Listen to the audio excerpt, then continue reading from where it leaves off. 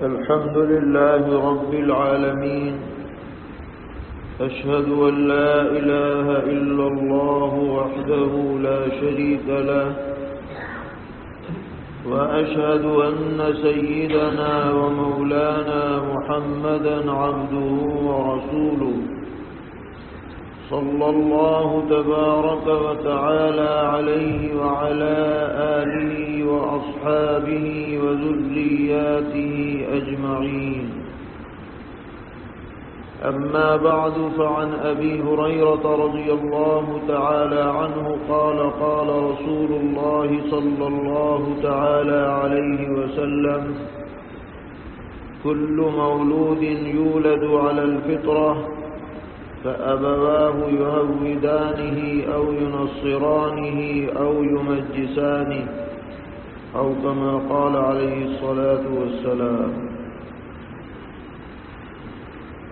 محترم بھائیوں اور بزرگوں،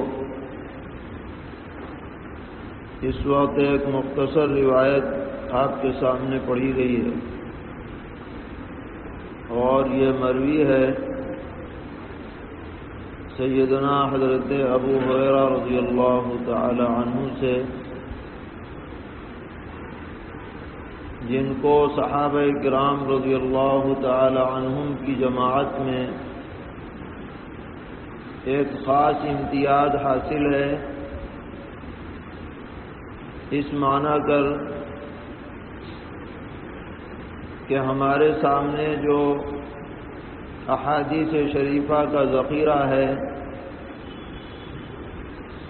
اس میں سب سے زیادہ روایات حضرت ابو ہریرہ رضی اللہ تعالی عنہ کے حوالے سے ہم تک پہنچی ہیں،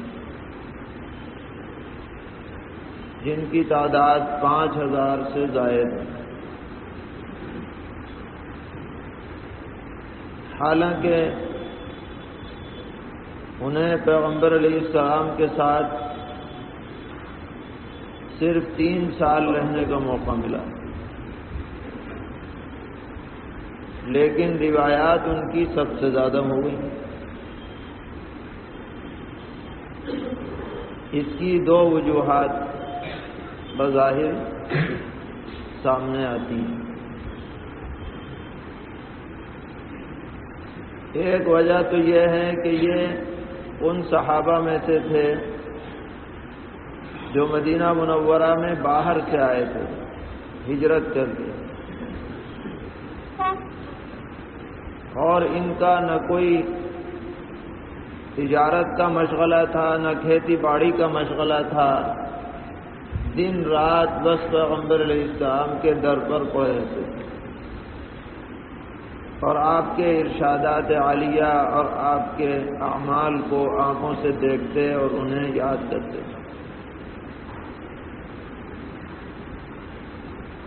اور جو حضرات تھے تو کوئی تجارت میں چلا گیا، کوئی کھیتی باڑی میں چلا گیا. ضرورتیں ہیں ہر آدمی کی، 24 گھنٹے وہ مسجد میں نہیں رہ پاتا تھا. لیکن کچھ صحابہ ایسے تھے کہ جو 24 گھنٹے مسجد میں رہتے تھے، ان میں حضرت ابو ہریرہ رضی اللہ عنہ. فرماتے تھے کہ میں بسا اوقات ایسا بھی ہوا کہ کئی دن گزر گئے، کچھ کھانے کو دستیاب نہیں ہوا، اور میرے اوپر غشی کی کیفیت طاری ہونے لگی. تو لوگ آتے تھے اور میری گردن دباتے تھے اور کچھ پڑھ کے پھونکتے تھے. یہ سمجھتے تھے کہ ان کو کوئی دورہ وورہ پڑ گیا ہے یا جنات آ گیا ہے. حالانکہ یہ کچھ نہیں تھا، صرف بھوک کی وجہ سے میری یہ کیفیت ہوتی. فرماتے ہیں کہ میں بعض مرتبہ لوگوں سے مسئلے مسائل پوچھتا تھا، اور پوچھتے پوچھتے کبھی کبھار ان کے گھر تک بھی پہنچ جاتا تھا کہ شاید وہ اپنے ساتھ کچھ کھانے پینے کا انتظام کر دیں.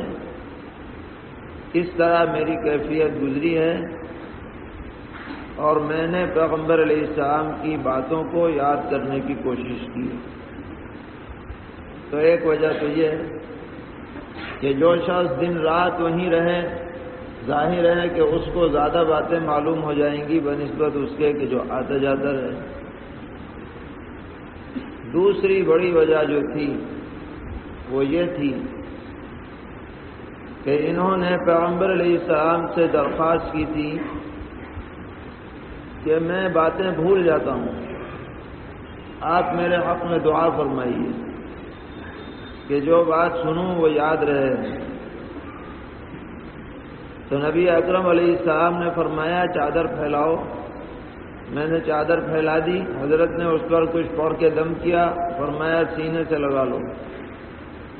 فرماتے ہیں کہ پھر تو حال یہ ہو گیا کہ جو بات ایک مرتبہ سن لی کبھی زندگی میں بھولا ہی نہیں، حضور کی دعا کی برکت سے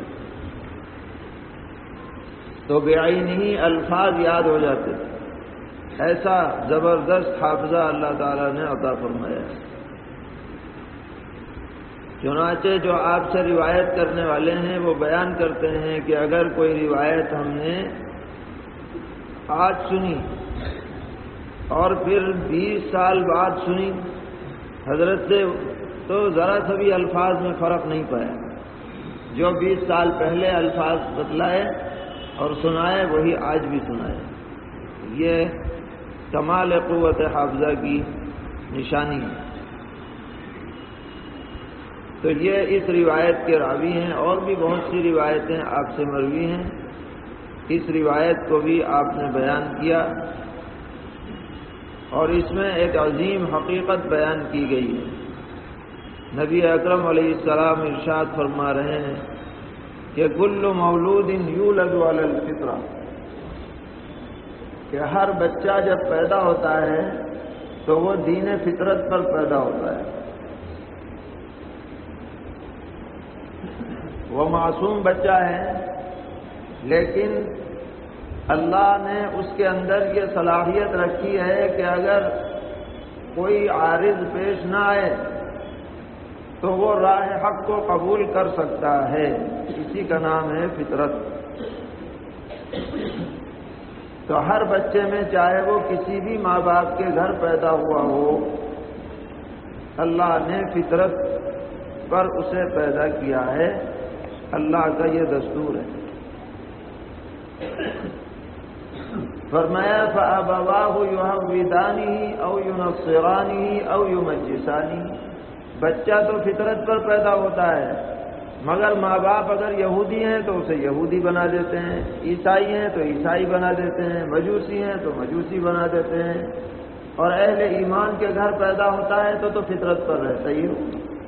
الحمدللہ۔ اس سے کیا پتہ چلا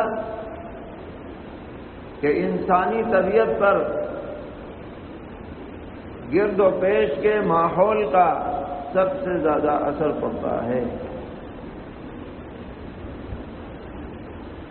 جس بچے کو ہم ابھی بے شعور سمجھ رہے ہیں، بے عقل سمجھ رہے ہیں، حقیقت میں کچھ نہ کچھ شعور اس میں پیدا ہونے کے بعد سے ضرور پایا جاتا ہے۔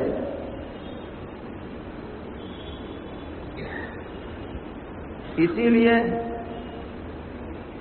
جس علاقے کا بچہ پیدا ہوتا ہے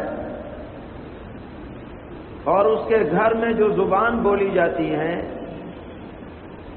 اردو ہو، عربی ہو، فارسی ہو، انگریزی ہو، جسے مادری زبان کہتے ہیں، اسے سکھانے کی بچے کو ضرورت نہیں پڑتی۔ جب وہ بولنا شروع ہوگا تو آٹومیٹک وہ اسی زبان کو بولنا شروع کر دے گا۔ پانی کو پانی کہے گا، گلاس کو گلاس کہے گا، روٹی کو روٹی کہے گا، وغیرہ۔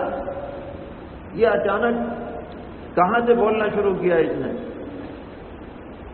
اس لیے بولنا شروع کیا کہ وہ اگرچہ ابھی تک بولنے کے قابل نہیں تھا، مگر کان کے ذریعے سے جو سن رہا تھا وہ سارا ڈاٹا اس کے دماغ میں محفوظ ہوتا چلا جا رہا تھا، میموری میں جمع ہوتا چلا جا رہا تھا۔ تو یہ بچہ جسے ہم بے شعور سمجھ رہے ہیں حقیقت میں بے شعور نہیں ہے، اس کے اندر بھی شعور ہے، یہ بھی ماحول کے اثر کو قبول کرتا ہے، جو باتیں سنی جاتی ہیں ان کو کیچ کرتا ہے، محفوظ کرتا ہے، جن باتوں کو یہ آنکھوں سے دیکھتا ہے ان کو پہچانتا ہے۔ ابھی اس میں بولنے کی طاقت نہیں ہے لیکن ماں کو پہچان رہا ہے، باپ کو پہچان رہا ہے، اپنے قریبیوں کو کیا ہے پہچان رہا ہے۔ تو بچہ پوری طرح بے شعور نہیں، لہذا بچوں کو اچھے ماحول میں رکھنا یہ ہم سب کی ذمہ داری ہے، محض بچہ سمجھ کر کے نظر انداز نہ کیا جائے۔ اسی لیے علماء لکھتے ہیں کہ بچوں کے سامنے بری بات زبان سے نکالنی نہیں چاہیے، ورنہ وہ بچے کے دماغ میں پوری طرح محفوظ ہو جاتی ہے۔ جیسے اچھی بات محفوظ ہوگی ویسے بری بھی محفوظ ہوگی۔ جس گھر میں گالیاں بے تکان دی جاتی ہیں وہاں کے بچے بھی بے تکان گالیاں دیتے ہیں، بغیر سکھائے دیتے ہیں، کیونکہ سن رہے ہیں اور محفوظ کر رہے ہیں۔ فقہاء لکھتے ہیں کہ جس طرح کا لباس پہننا بڑے لوگوں کے لیے مکروہ ہے، چھوٹے بچوں کے لیے بھی مکروہ ہے۔ ایسی بچیاں جو ذرا سی باشعور ہو جائیں ان کو مکمل ساتر لباس پہنانا ہے، چھوٹا لباس یہ پہن کے یہ سوچ کر نہیں کہ ابھی تو بچی ہے کیا ہے، کیونکہ یہی اس کی عادت بننے جا رہی ہے۔ آج اگر وہ فراق پہن رہی ہے اور بازو کھلی ہوئی جمپر پہن رہی ہے، وہ سمجھے گی یہی اچھا لباس ہے، تو بڑے ہو کے بھی اسی کو اچھا سمجھے گی۔ اور اگر آپ نے شروع سے ہی فل آستین کا کپڑا پہنایا، مکمل شلوار پہنائی، سر پر دوپٹہ اڑایا، تو بڑے ہو کر کے بھی وہ اس کا خود بخود اہتمام کرے گی، آپ کو زیادہ کہنے کی بھی ضرورت نہیں پڑے گی۔ جس ماحول میں آپ بچوں کو ڈھالیں گے یہ بچے اسی ماحول میں ڈھلتے چلے جائیں گے، یہ دنیا کا تجربہ ہے۔ یہ جو انگریز ہم پر غالب آئے ہیں یہ انہی چھوٹی چھوٹی باتوں سے غالب آ گئے۔ انہوں نے پوری دنیا میں اپنے اسکولوں کا ایک ہی ڈریس بنا دیا، ننگا ڈریس بنا دیا، ہم بڑے خوش ہیں۔ اب اسے استنجے کی تمیز نہیں ہے، ڈریس پہنے جا رہے ہیں چھوٹے چھوٹے بچے اور بچیاں، وہی رنگ ان پہ چڑھا ہے، بڑے ہو کے وہ اسی رنگ میں رنگے چلے جا رہے ہیں۔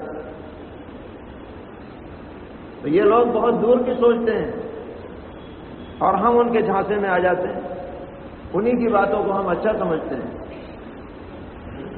یہی معاملہ عقیدے کا بھی ہے۔ اگر ہمارے گھر کے اندر عقیدوں میں پختگی نہیں ہے، بچپن سے بچوں کو صحیح عقیدے نہیں سکھلائے گئے تو آگے کی کوئی ضمانت نہیں۔ اس لیے ماں باپ کی ذمہ داری ہے کہ بچوں کی اچھی تربیت کریں، دینی شعائر، دینی تشخصات، دینی معمولات ان کی زندگی میں لائیں، اس کی کوشش کرنا۔ اگر ہم یہ چاہتے ہیں کہ یہ دین پر قائم رہیں تو شروع سے کوشش کرنی پڑے گی۔ آپ نے بار بار سنا ہوگا علماء کی زبانی کہ اسلام نے اس کے بارے میں شروع سے ہی ہدایات دے رکھی ہے کہ بھائی جب بچہ پیدا ہو تو سب سے پہلا کام کیا کرنا ہے، اس کے دائیں کان میں اذان اور بائیں کان میں اقامت۔ حالانکہ ابھی بچہ پیدا ہو کے آ رہا ہے، تھیٹر سے نکل کے آ رہا ہے،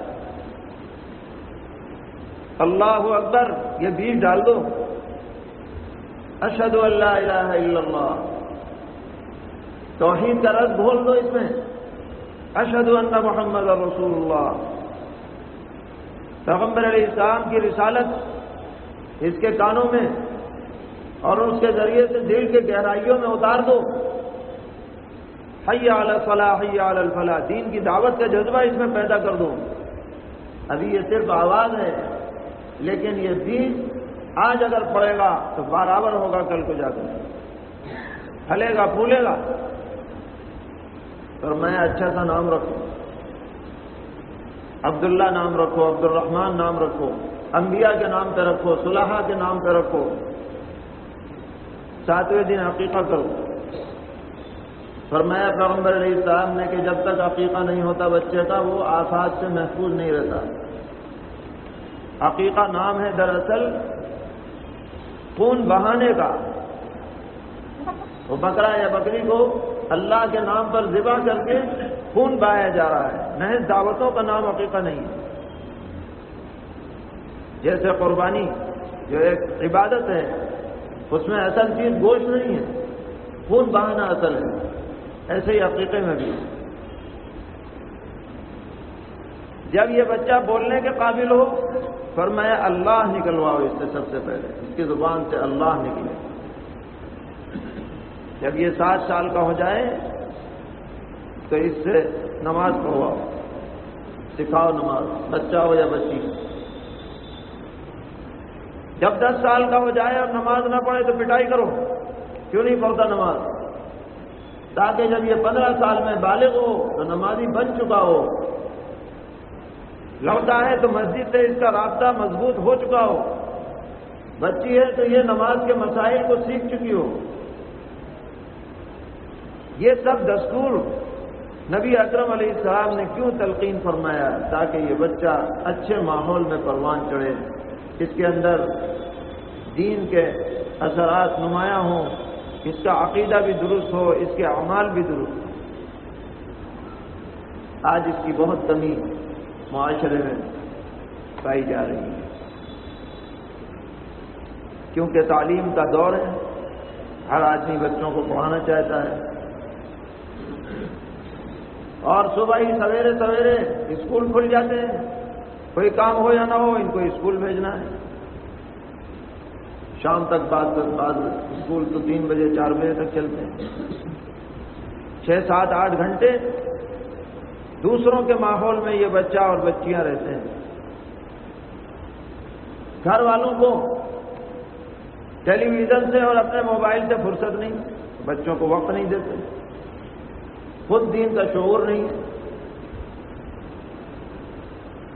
جس کی وجہ سے جو نئی نسل نکل رہی ہے، جو نوجوان ہمارے سامنے نکل کر کے آ رہے ہیں، وہ دینی اعتبار سے بہت کمزوری پر ہے۔ انہیں کوئی بھی آسانی سے گمراہ کر سکتا ہے، کسی بھی جھانسے میں لے سکتا ہے، کیونکہ ان کے اندر پختگی نہیں ہے۔ اب ایسے میں کیا حل ہو سکتا ہے جب گھر کا ماحول بھی دینی نہیں، ان میں بھی پختگی نہیں؟ تو بس ایک ہی راستہ ہے، یاد رکھیے گا، ایک ہی راستہ ہے بس، اور وہ راستہ صرف اور صرف یہ ہے کہ آپ 1 گھنٹہ کم سے کم روزانہ اس بچے کو کسی دینی مکتب میں پڑھنے کے لیے بھیجیں۔ ٹیوشن لگانے سے کام نہیں چلے گا کہ بھائی ہم تو مالدار ہیں، ہم بچے کو کیوں بھیجیں، مدرسے میں کیوں بھیجیں، ہم تو لاٹ صاحب ہیں، ہمارے دروازے پہ پڑھانے والا آئے گا۔ ٹیوشن سے کام نہیں بنتا، ماحول نہیں بنتا، کیونکہ ٹیوشن پڑھانے والا بیچارہ اپنے کو ملازم سمجھتا ہے، استاد بعد میں ہے، ملازم پہلے ہے۔ اور مکتب میں جب ماحول ہوتا ہے وہاں استاد اپنے کو استاد سمجھ کے پڑھاتا ہے، اور بچہ جو ہے طالب علم سمجھ کے پڑھتا ہے، دوسرے بچوں کو دیکھ کر اس میں شوق پیدا ہوتا ہے، ایک ماحول ملتا ہے۔ ہم تو یہاں رہتے ہیں اور بہت سے اعتبار سے ہمارا ملک بہت سے ملکوں سے بہت بہتر ہے الحمدللہ، لیکن بہت سے یورپین ممالک میں یہاں کے لوگ گئے معاشی ضرورتوں کی وجہ سے، انگلینڈ میں گئے، امریکہ میں گئے، فرانس میں گئے، تو وہاں پر 2 طبقے ہو گئے جانے والوں کے۔ کچھ لوگ تو ایسے تھے جو جا کر بس کاروبار میں لگ گئے، اور انہوں نے اپنی نسلوں کی کوئی فکر نہیں کی. غور کیجیے گا ذرا. تو جب تک وہ باحیات رہے تو وہاں کچھ نہ کچھ دینی نشانیاں پائی جاتی رہیں، اور جب ان کی اگلی نسل آئی اور تیسری نسل آئی تو اب ان میں اور انگریزوں میں کوئی فرق نہیں رہا. شرابیں پیتے ہیں، سور کھاتے ہیں، بدکاریاں کرتے ہیں، کوئی فرق نہیں ہے، صرف نام ہے بس اور کچھ نہیں. دور دور تک دین باقی نہیں رہا. ہاں مال بہت مل گیا، کاروبار ہو گیا. لیکن ایک دوسرا طبقہ اس نے کیا کیا کہ گئے اور جا کر جہاں بھی رہے دو چیزوں پہ توجہ دی. کاروبار کے ساتھ دو چیزوں پہ توجہ دی. جہاں بھی رہے وہاں مسجد بنائی. مسجد اگر نہ بنی تو مصلی بنایا، یعنی اپنے مکان کے ایک کمرے کو کہ بھائی یہاں نماز پڑھیں گے، مل کے پڑھیں گے، جماعت سے پڑھیں گے. اور مسجد کے ساتھ مکتب بنایا کہ بچے اسکول تو جائیں گے مگر جانے سے پہلے یا آنے کے بعد 1 گھنٹہ یہاں مکتب میں پڑھیں گے، قرآن پڑھیں گے، دینی تعلیم پڑھیں گے، تعلیم الاسلام پڑھیں گے. اللہ کا فضل یہ ہوا کہ جن بھائیوں نے یہ طریقہ اپنایا، مسجد اور مکتب کتنی نسلیں ان کی گزر چکی مگر وہ دین پر قائم ہیں. بہت سے لوگ تو یہاں سے زیادہ دیندار وہاں نظر آتے ہیں. اس کفرستان کے اندر اسلام کا چراغ جو جل رہا ہے یہ ان مکتبوں کے ذریعے سے جل رہا ہے، ورنہ پتہ ہی نہیں چلتا کہ کہاں گم ہو گئے جا کر. آج ہم نے بھی اگر اس جانب توجہ نہیں دی تو مسجدیں خالی ہو جائیں گی. ہمارا نوجوان ہمارے ہاتھ سے نکل رہا ہے، لڑکے بھی اور لڑکیاں بھی. دین کی اہمیت، دین کی عظمت، دین کا احساس، دینی مسائل سے واقفیت ناپید ہوتی چلی جا رہی ہے. بہت برے ماحول میں یہ لوگ پڑھتے چلے جا رہے ہیں. ان کے لیے ہمیں فکر کرنی ہے. جس حد تک بھی ہو سکے ہم اپنے کے پابند ہیں. ہر آدمی اپنے کی فکر کرے تو بہت حد تک اس سرمایہ کو بچایا جا سکتا ہے. اللہ تعالی ہم سب کو توفیق عطا فرمائے، ہماری نسلوں کو دین پر استقامت عطا فرمائے، ہر قسم کی کجروی سے، بد فکری سے، گمراہی سے، بدعملی سے پوری امت کی حفاظت فرمائے. وصلی اللہ تعالی علی خیر خلقہ محمد وآلہ وصحبہ اجمعین برحمتک یا ارحم الراحمین.